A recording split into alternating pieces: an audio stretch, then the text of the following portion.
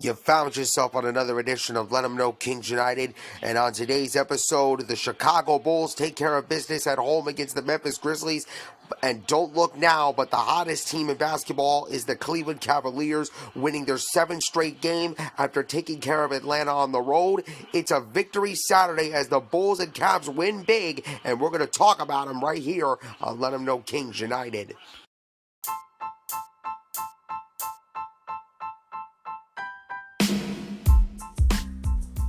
And now, ladies and gentlemen, it is that time for the post-game reaction podcast of the Cleveland Cavaliers, Sacramento Kings, and the Chicago Bulls. This is Let 'em Know Kings United.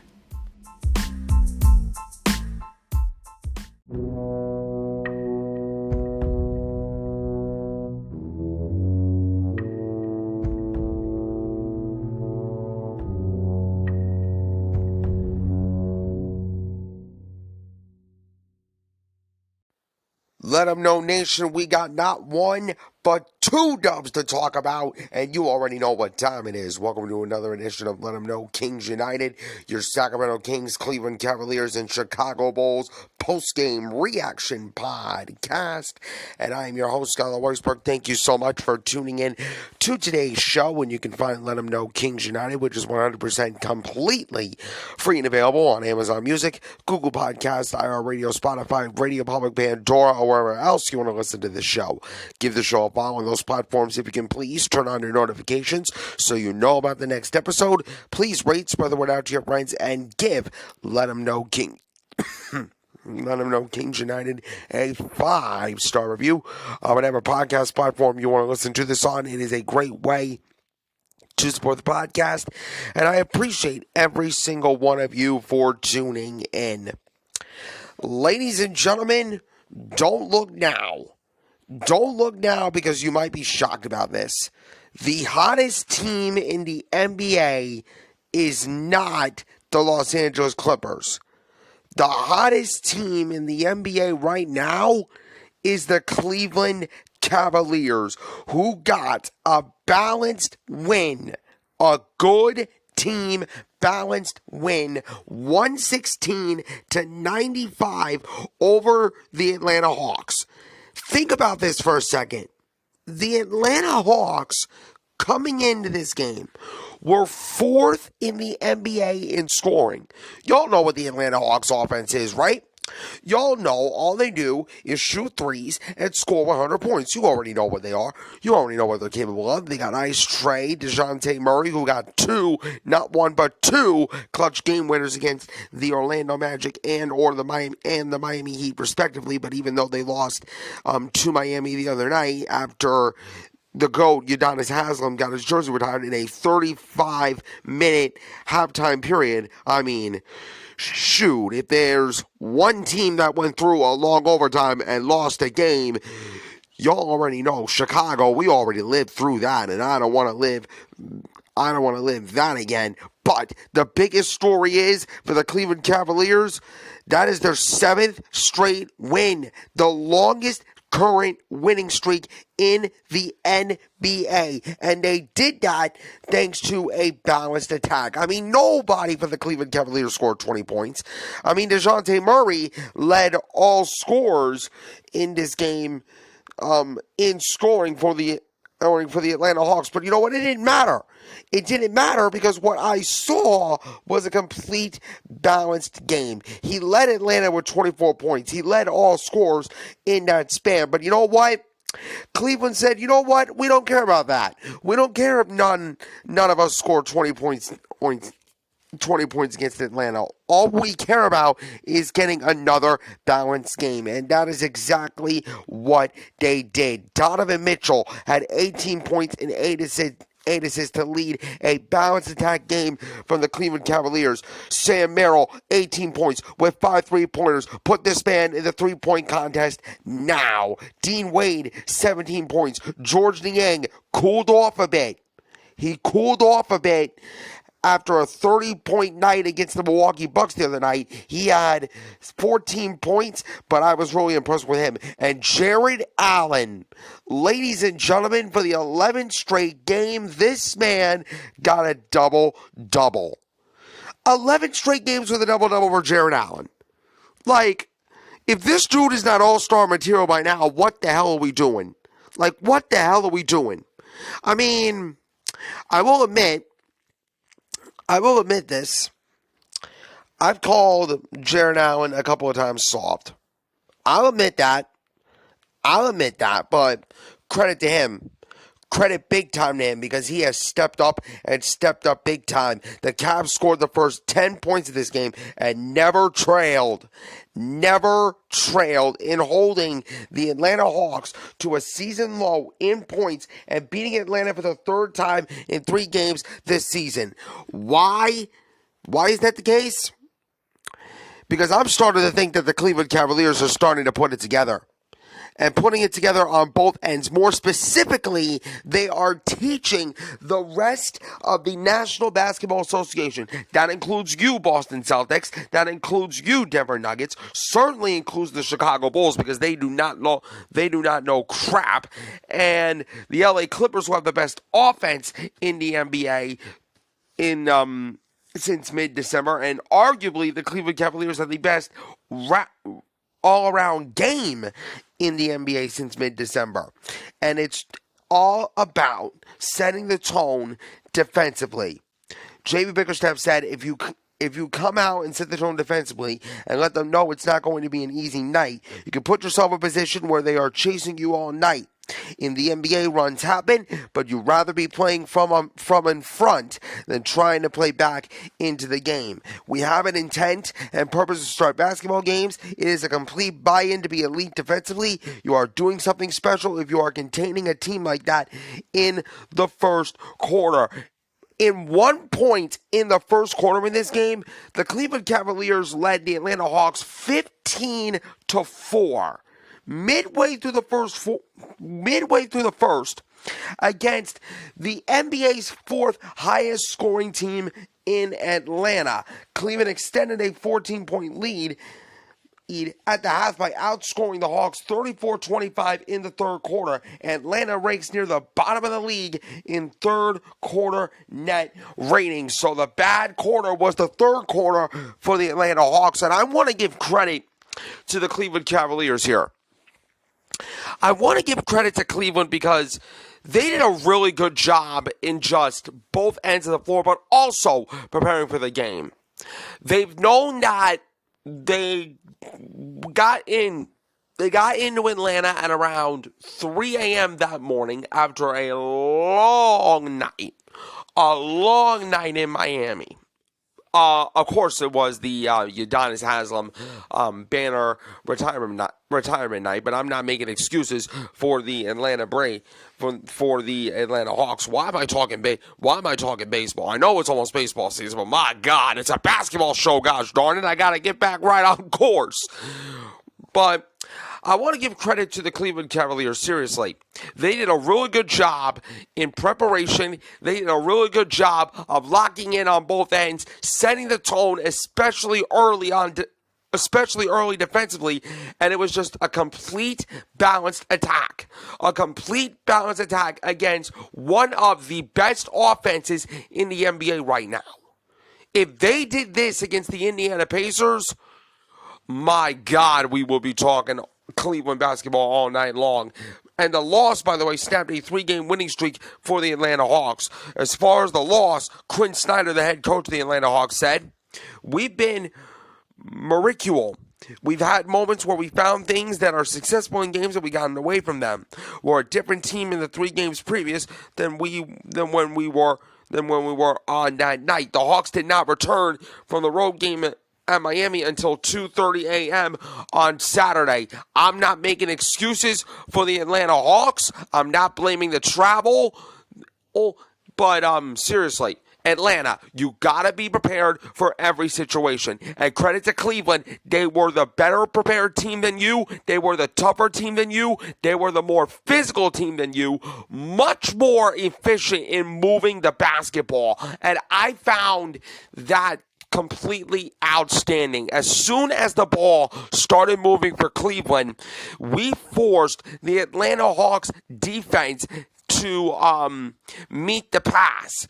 And when Atlanta couldn't meet the second pass all night long, it was normally an open three for George Niang or Sam Merrill or Donovan Mitchell or Max Strus. Whoever wanted to hit a three, they can hit threes all night long. And by the way, Nakongwu, I am sorry, you got your career ended by Jared Allen in a poster. I mean, my God, that was nasty. Trae Young was questionable with an illness a night after sitting out the Hawks win over the Miami Heat. DeJounte Murray, who hit the last-second game-winning shots for the Hawks in their previous 2 games, led Atlanta with 24 points. He also had 9 rebounds and 5 assists. Jalen Johnson, who was an underrated player, added 20 points and 7 rebounds. The Cavaliers improved to 12-3 since DG and Evan Mobley were both injured. Karis LeVert missed the game with a sore wrist, but I don't expect Karis LeVert to be out long-term. And by the way, we got a debut at the end of the game. It was at garbage time, so it didn't really matter. But Pete Nance, whose father, Larry Nance Sr., starred for the Cleveland Cavaliers, made his NBA debut in the final 2 minutes. He did not score, but he signed a 10-day contract with the Cleveland Cavaliers. So I'm really looking forward to see how good Pete Nance can really be, but it was all about the balanced attack on both ends of the floor for the Cleveland Cavaliers. A complete 48-minute effort. They played with poise and the attack, especially setting the tone early on defense. When we outscored Atlanta 15-4 in the first quarter, I knew that the Cavaliers had this game in the bag. It was a little chippy. It was a little chippy at times, but at the end of the day, Cleveland stood on business and they took care of business. The Cleveland Cavaliers shot 50% from the field, 37% from 3, 87% from the free throw line. The Hawks completely got outclassed, 40% from the field, 29% from three-point range. The rebounds were 49-45 in favor of Cleveland, with 11 offensive rebounds, though, in favor of Atlanta. The assists were 32-25 in favor of the Cavs. The steals were 7-5 Cleveland, blocks 6-4 Cleveland. Points in the paint were 44 even. The fast break points were 11-10, a slight advantage for the Atlanta Hawks. The fouls were 16-15. The total turnovers in this game, in Cleveland 14 to Atlanta's 11. But overall, it was all about balance. That is the key word for the Cleveland Cavaliers, as Donovan Mitchell led the Cavs in scoring with 18 points. Also, Sam Merrill tied with the team lead in scoring with 18 points. But Donovan Mitchell was 0 for 6 from 3, but he was 6-17 from the field, 6-6 from the free throw line with 8 assists and 6 rebounds. He also had a big-time block. Sam Merrill, he is a 3-point sniper in the building. 18 points, 5 of 14 from 3 with 6 assists, 4 rebounds, 6-16 from the field. Dean Wade, 17 points. He was 5 for 6 from 3 with 5 rebounds, a steal, and 6 for 7 from the field. Isaac Okoro had a decent night with 12 points with 5 rebounds, 2 assists, and 2 big-time steals. Mr. Double-Double Jared Allen. For the 11th consecutive time, this man had a double-double. 14 points, 11 rebounds, 3 steals, 3 blocks, 2 assists. Max Strus, he started to find his groove back. 13 points, 7 assists, 3 rebounds, and a steal. Off the bench, George Niang, he is slowly finding his stride in Cleveland. 14 points with 5 rebounds, 2 assists, 4 of 8 from three-point range. As far as Atlanta, DeJounte Murray led Atlanta when Atlanta led Atlanta in scoring with 24 points, 9 rebounds, 5 assists, and a steal, almost a double-double for him. Ice Trae with 15 points, 6 of 12 from the field, 3 of 4 from three-point range with 5 assists and a rebound. Johnson is so underrated with 20 points, 7 rebounds, 4 assists, and a steal. Bogdan Bogdanović, 14 points on the bench with 4 assists and 2 rebounds, but overall, it was a good win. Good balanced win for the Cleveland Cavaliers, which, by the way, lead the season series 3-0 over the Atlanta Hawks. As far as I'm concerned, we won the season series. I don't care what the outcome is in the final game of the series, March 6th in Atlanta. We already won the season series against Atlanta. And let's be clear here. The Atlanta Hawks are normally a team that plays the Cleveland Cavaliers tough. We dominated them for 3 games, 128-105 on November 28th at Rocket Mortgage Fieldhouse. December 16th, it was a closer game, but a 127-119 win for the Cavs. And then this recent win, 116-95, simply were a matchup nightmare for Atlanta. And if we could do this on March 6th, we're going to get a season sweep against a team that plays us tough. And even though Atlanta could win on March 6th, I'm not speaking into the future, but perhaps they could win, we ultimately won the season series with Atlanta. So that's really big against an Atlanta team that normally plays us tough. A great balanced attack and a good team win that was full of poise and composure for 48 minutes. Speaking of 48 minutes, the Chicago Bulls played their most complete game of the year, dismantling a shorthanded Memphis Grizzlies squad. We're going to talk about that win when we come back on Let 'Em Know Kings United.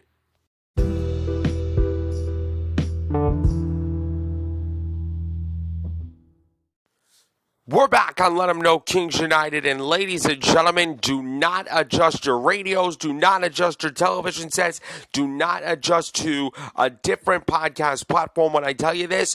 The Chicago Bulls are right now 2 games below 500.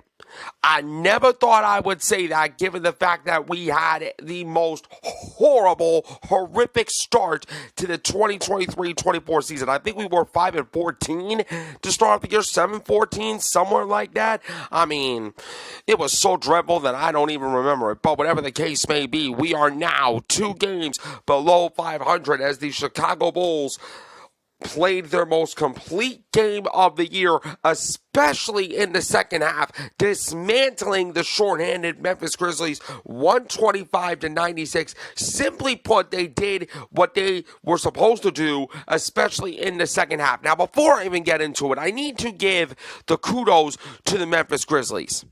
Now, listen.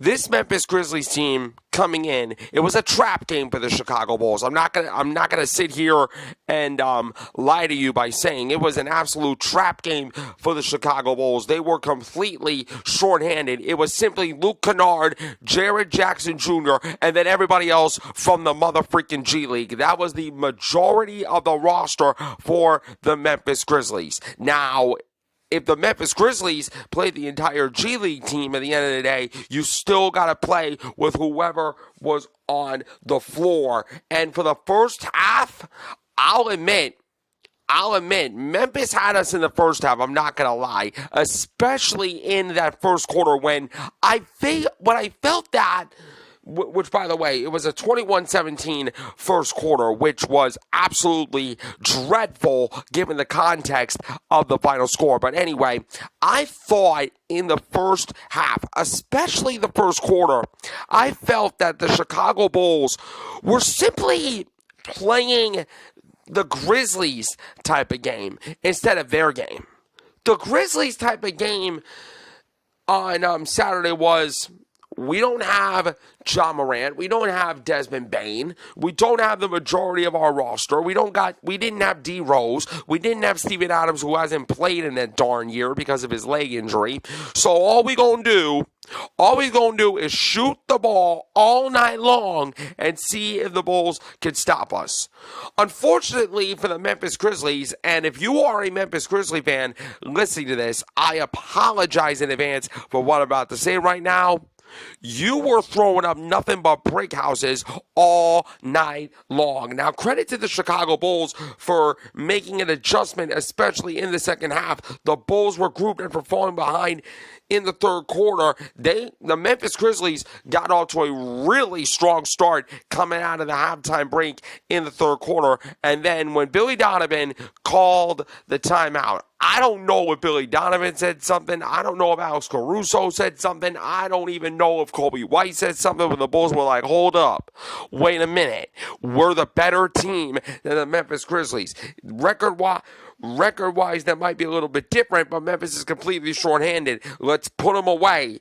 And that is exactly what they did. They went on a 17-0 run to pull away to their 6th win in 8 games. The Chicago Bulls are clicking at the right time right now, even though Zach LaVine sat out because of a sprained ankle. But that's no surprise. That is absolutely no surprise for the Chicago Bulls. The last time we were without Zach LaVine, it was with 4 weeks, and the Bulls were clicking even without Zach LaVine. So we were not really surprised about Zach LaVine getting hurt. I mean, I think it hurts his trade value to a certain aspect, but we were not surprised given the fact that we've seen this movie before. Or, in the words of my queen Taylor Swift, I think I've seen this film before, but this time the ending, or at least the start of the ending, started out really good for the Chicago Bulls. The 2-time All-Star was hurt Thursday night in a victory in Toronto, speaking of Zach LaVine. And Coach Billy Donovan had no timetable for his return. LaVine also missed 17 games because of inflammation in his right foot before returning 2 weeks ago. The Bulls went 10-7 in that span and are 11-8 overall in games that Zach LaVine has missed. Patrick Williams said, "You just find a way. The end goal is to win the game, no matter who's playing, who's not playing. That's your job as a team. That's your job as a player to win games. We're all trying to find a way to do that. Would love to have him here." Speaking of LaVine, can't wait till he's back, but we've got to hold down the fort. And I felt, especially in the second half, I feel that the Chicago Bulls dominated. They completely dominated in the second half. I mean, Alex Caruso made some outstanding plays. Ayo Dosunmu led the Chicago Bulls in scoring coming off the bench. DeMar DeRozan was doing his thing. Kobe White was doing his thing. Andre Drummond was crashing the glass. It was a complete team effort. Billy Donovan said, "I thought we sustained it for the whole game, which was good to see. I know we didn't shoot it particularly well to start the game, but I thought we were really generating a lot of good looks. They missed a lot of threes as well, so there wasn't much separation there in the first quarter, but I like the fact that we kept staying in it and were really unselfish, and guys with the ball shared it. Everybody kind of got involved one way or another." As far as the Memphis Grizzlies, Taylor Jenkins credited the team for a valiant effort, especially in the first half. He said, "I thought we gave a great effort in the first half. Only gave up 50 points in the first half. I thought our defensive game plan execution was really good. Our offense really just set us back." Kobe White scored 17 points for the Bulls. Patrick Williams, in his first game back, he was in the starting lineup, added 15 points. Andre Drummond added 15 points and 10 rebounds, a double-double for Mr. Big Cat Andre Drummond. The Bulls had 7 players scoring in double figures and dished out 32 assists. Just the sort of balance that they needed with one of their top players in Zach LaVine unavailable. Excuse me with the cough. I got tickles in my throat. But anyway, as far as the Grizzlies, Jaren Jackson Jr. led Memphis with 26 points after scoring 36 points Thursday against Minnesota. Luke Kennard and Vince Williams each had 14 points apiece. And Scottie Pippen played in the same arena where Scottie Pippen Jr. played in the same arena where his father's number 33, Hanks from the Raptors, had 3 points in 5 minutes. The Grizzlies were completely shorthanded, with 3 of their top 4 scorers sideline lost for the 4th time in 5 games. Memphis is 9-24 without Ja Morant, who served a 25-game suspension from the NBA for off-the-court behavior to start the season and suffered a season-ending shoulder injury. The Grizzlies were 6-3 without him. 6-3 with him. Marcus Smart and Desmond Bain are out at least another month with finger and ankle injuries, respectively. And simply put, that second half, especially in the third quarter when we made that 17-0 run, it was simply running of the Bulls, and the Memphis Grizzlies couldn't stop them. I thought this was the most complete win for the Chicago Bulls that they had all year. Ultimately, they took care of business right at home, and we feel pretty darn good heading out west against the Phoenix Suns. But it's going to be a tough test for the Chicago Bulls. All right? And I'm not saying that this West Coast trip going to be easy. I'm not saying this West Coast trip going to be easy for the Chicago Bulls now. I still think that the Bulls are in for a test out west because the first challenge that they got to face is Devin Booker, Kevin Durant, Bradley Beal, and the Phoenix Suns, and especially Grayson Allen and the Phoenix Suns respectfully. And honestly, we owe the Phoenix Suns one after they got a fluke win 116-115 back on November 8th in overtime at the United Center in a game that I thought the Chicago Bulls had every right to win that game. But again, it was during the time where the Chicago Bulls got off to a really slow start, and we lacked the heart, the fight, the passion, and the desire to compete for 48 minutes. Right now, this Bulls team is looking like they're starting to figure it out. Right? They were moving the ball. They were sharing the ball. They were getting other guys involved. Kobe White is doing his thing. Ayo Dosunmu was doing his thing. DeMar DeRozan is still getting his. Alex Caruso making a big impact on the defensive end. Even Nikola Vucevic is chipping in right now. But again, this West Coast trip is going to be a tough test for the Bulls. 3 games in 8 days starting 10... Excuse me for the cough again. Starting tonight, actually, as of this recording. I'm recording this early on Monday morning, completely overnight Monday, as the Chicago Bulls take on the Phoenix Suns. Then on Thursday, they get a couple of days off before heading back to LA to take on LeBron James, AD, Austin Reeves, and the sort of inconsistent Los Angeles Lakers, which, by the way, we smoked a couple of weeks ago at the United Center. So an opportunity to season sweep the LA Lakers, which would be really, really huge. And then the Portland Trail Blazers, which would mark the first time we played them all season on January 28th, could be another trap game, right? It could be another trap game against Portland. So we got to bring this energy that we feel right now going in out west. If we could do that, if we just stand on business and ultimately do what we're supposed to do, if the Bulls win these next 3 games out west, I'll be really happy. I will be really happy about that. If we go 2 out of 3, I'll be cool with that too. But if we go 1 and 2, or we lose all 3, we gonna have problems. But we will cross that bridge when we get there. Overall, it was a really solid night for the Bulls as they shot 51% from the field and 42% from three-point range. They won the rebounding battle 52-32. The assist numbers 32-28 in favor of the Bulls. The blocks were 5-4 in favor of Chicago.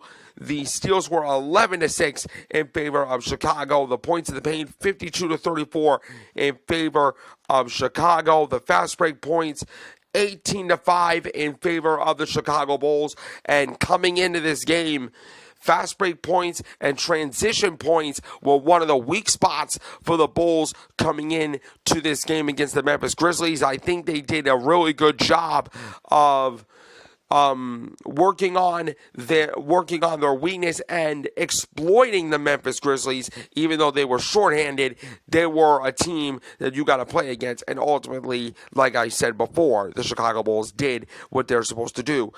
Jared Jackson Jr. led the Memphis Grizzlies in scoring, like I said, with 26 points, 6 rebounds, 5 assists, 5 assists, and a steal. But that's pretty much it. I mean, Luke Kennard had 14 points. He was 4 of 7 from 3.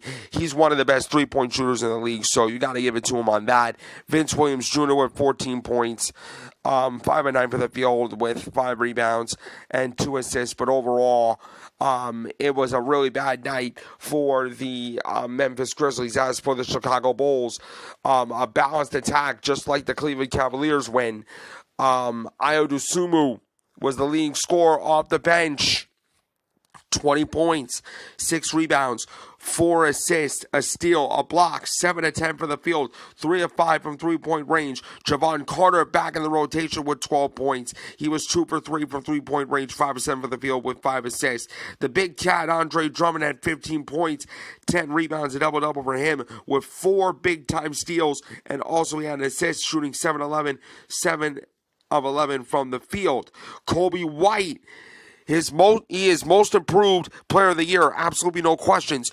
17 points, 7 of 14 for the field with 5 rebounds, 5 assists. The one thing I do not like about Kobe White, though, he's got to stop shooting long-range threes. You're not Steph Curry, Kobe White. Stop it. You're not Steph Curry. Just drive it to the lane and go to the 3 if you're open.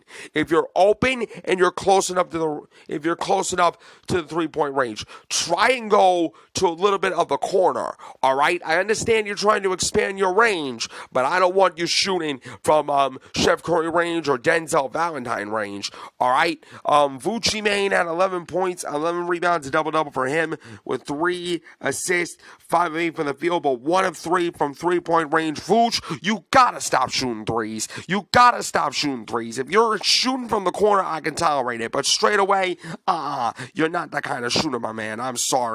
Alex Caruso had 8 points, 2 steals, 3 rebounds. He was 3 of 6 from the field, 2 of 5 from 3, and he made a really big-time dunk. And speaking of big-time dunk, Kobe White, way to get up, my man. Way to tell Adama, meet me at the rim and don't be late. And DeMar DeRozan Compton's in the house with 18 points, 4 rebounds, 8 assists. Patrick Williams with 15. Overall, it was the most complete win of the year for the Chicago Bulls in a game that it was kind of stressful in the first half, I'm not going to lie, but in the second half they cruised. They did what they were supposed to do. They took care of business, and it was just one of the most complete games that they played all year. The first time since the Utah game earlier in the year at home, that I can say that the Chicago Bulls played a complete game. Now, granted, it was against a shorthanded Memphis Grizzlies team who had only Luke Kennard, Jaren Jackson Jr., and the rest of the G League guys. But at the end of the day, just like Patrick Williams said, you got to play against whoever's on the floor, regardless on who's on the floor or who's not on the floor. You got to play the game of basketball. And ultimately, the Chicago Bulls did that, and the Cleveland Cavaliers and the Chicago Bulls ultimately did what they came to do, and they got complete, balanced, good team wins. A complete 40 minutes for both of our teams, and I'm extremely proud of both of them. That's going to do it for today's edition of Let 'Em Know Kings United. You can find this show on Amazon Music, Google Podcast, iHeartRadio, Spotify, Radio Public, Pandora, wherever else you want to listen to this show. Give the show a follow on those platforms. Turn on your notifications so you know about the next episode. Please rate, spread the word out to your friends, and give Let 'Em Know Kings United a 5-star review on whatever podcast platform you want to listen to this on. Thank you so much for tuning in. I'm your host, Skylar Weisberg, and I will see you next time for another edition of Let 'Em Know Kings United.